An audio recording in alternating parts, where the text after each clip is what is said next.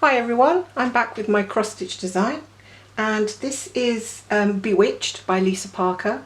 It's a heaven and earth design, and I'm going to do a little bit of cross stitching today. I mentioned in another video that I don't actually do cross stitch on this fabric. I'm using tent stitch, which is just basically half a cross stitch. So it actually takes quite a long time just to finish a small 10 by 10 square. This is even weave fabric and it's called easy count, which makes it easier to actually count your stitches along as you're working. So the first thing I will do before I start stitching, and this is quite important, and I've learned these things along the way because it will save me a lot of hassle in the long run. As you can see, I've got all these threads hanging here. These are called parked threads. So basically they are all in use. They're all hanging at the front, waiting for me to pick up each individual one and do a stitch. But I don't want them all hanging there when I'm working on just one section. So what I'll do is I will grab all the ones that I'm not going to use for the moment, and I'll twist them a little bit. And don't worry about them getting too tangled, because they actually don't tangle too badly. But you know, you have to treat them with a little bit of respect, and just a simple hair grip will hold them back there nicely.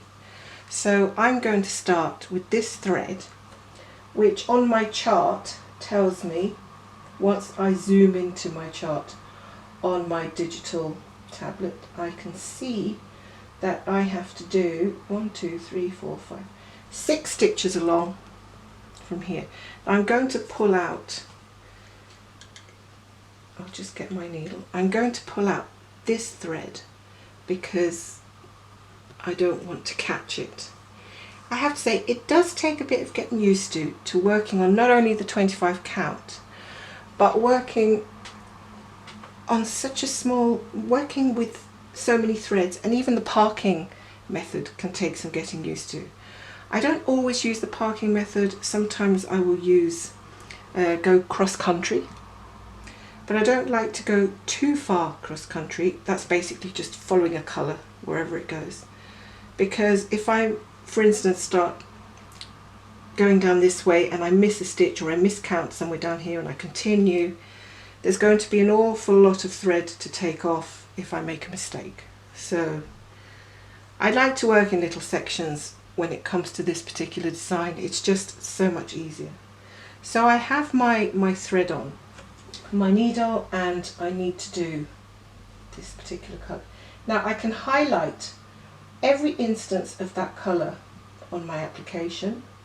I'm not able to really show you the chart, but I'm sure I'd be fine showing you just a tiny portion.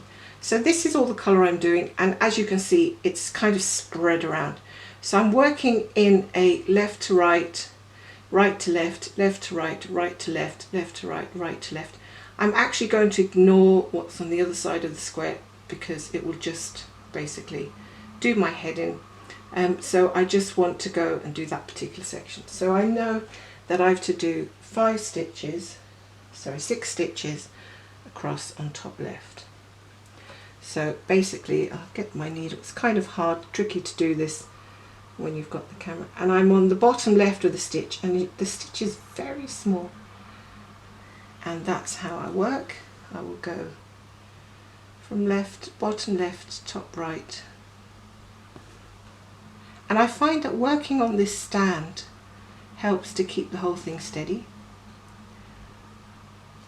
So that's stitch number 3. If I can get that in. I have to say, and I think it's been proved, that oops, something happened at the back there. Yes, I got the thread caught on my Lowry stand.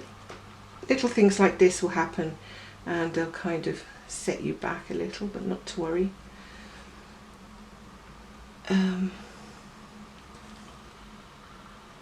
It's kind of being confirmed that working in tent stitch is actually a lot faster. Obviously, if you're only doing half a cross, you're basically taking half the time to complete the cross stitch. So if the cross stitch was going to take me 12 months, doing it in tent stitch should theoretically take me 6.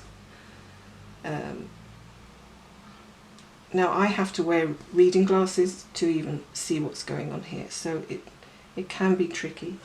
And then I have one more stitch up here, and then I'm going to park this thread, and I'll show you where I park.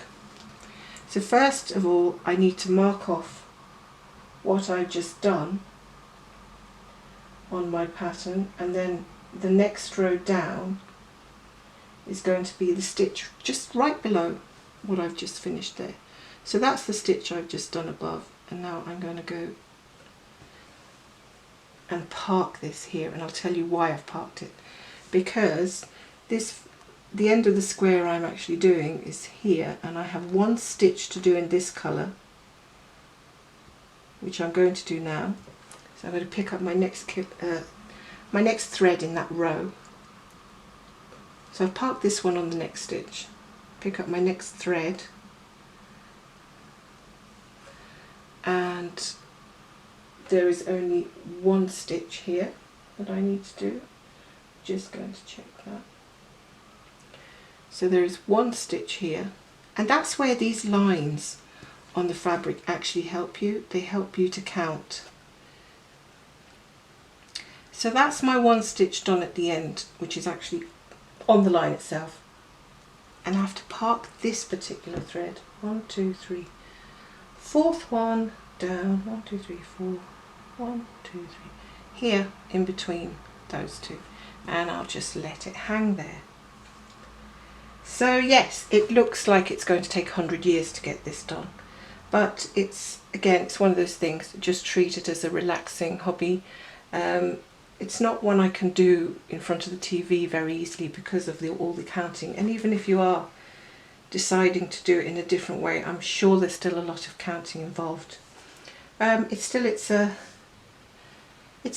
a beautiful design, and it's very impressive. Everybody tells me how beautiful it looks with such fine little details that come out when you do such small stitches.